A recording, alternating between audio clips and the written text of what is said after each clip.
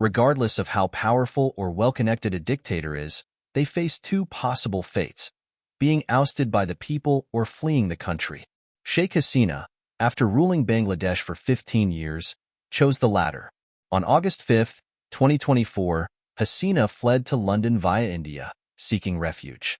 Following her departure, protesters ransacked and looted her residence, even vandalizing the statue of her father, the founding father of Bangladesh, Sheikh Mujibur Rahman. This upheaval stunned the Indian media, although Hasina's downfall had been brewing for some time, especially after a series of student protests. The Bangladesh army has since announced the formation of an interim government, aiming to restore peace. However, the country faces significant challenges regarding the nature of this interim government and the future of democracy amidst the pressure from fundamentalist forces. The initial spark for the protests was Hasina's reintroduction of a controversial quota system, previously halted in 2018. The quota reserved 30% of government jobs for the descendants of freedom fighters, despite their minuscule percentage of the population. Students demanded the removal of this quota, arguing that it was a means for Hasina to place her loyalists in key positions. Despite Hasina's assurances that the matter was under judicial review, students distrusted her due to her notorious control over the judiciary, police, and bureaucracy. This distrust was further fueled by Hasina's history of rigging elections and stifling opposition and press freedom. When students took to the streets, they faced violent crackdowns from the Awami League's student wing and the police, leading to numerous casualties. The official death toll was 200, but unofficial estimates suggested up to 1,000 students were killed. Despite the Supreme Court eventually abolishing the quota, the brutality of the crackdown had already galvanized the students, who now demanded Hasina's resignation. Hasina's response to the protests involved further crackdowns, arrests, and torture of student leaders, escalating the violence. The use of extreme measures like helicopter shootings and pellet guns only intensified the resolve of the protesters, who marched towards Dhaka with a singular demand: Hasina's resignation. The situation worsened on August 4, when armed clashes between students and Awami League goons resulted in another deadly day, with 100 people killed.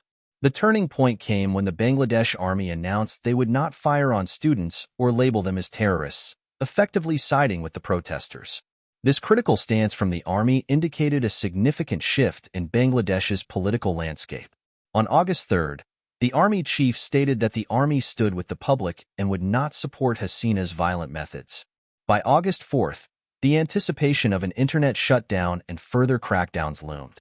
However, the army's stance against violence gave hope for change.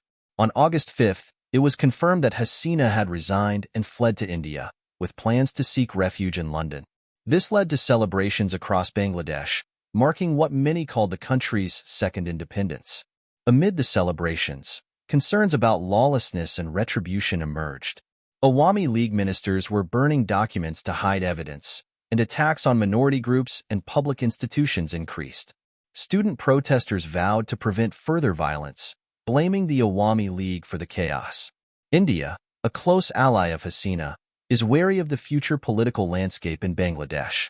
The Bangladesh Nationalist Party, BNP, which has complicated relations with India and close ties to Pakistan and China, could pose challenges for India's interests.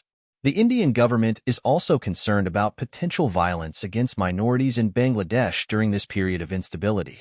The future of Bangladesh remains uncertain. Questions about the nature of the interim government, the potential for military rule, and the role of fundamentalist forces loom large. The student protesters, who played a crucial role in ousting Hasina, are seen as a potential force for democratic change. There is hope that these students will be included in the interim government and continue to fight for genuine democracy. The youth of Bangladesh, particularly the 40% who are neither employed nor in education, face significant challenges. It is crucial for the country to avoid falling into fundamentalism or dictatorship and instead build a strong democratic force led by progressive student groups. The fight for true democracy in Bangladesh is far from over. The students, who have shown immense courage and resilience, must continue their efforts to achieve a free and democratic Bangladesh. The international community, including India, will be closely watching the developments in Bangladesh, hoping for a peaceful and democratic transition.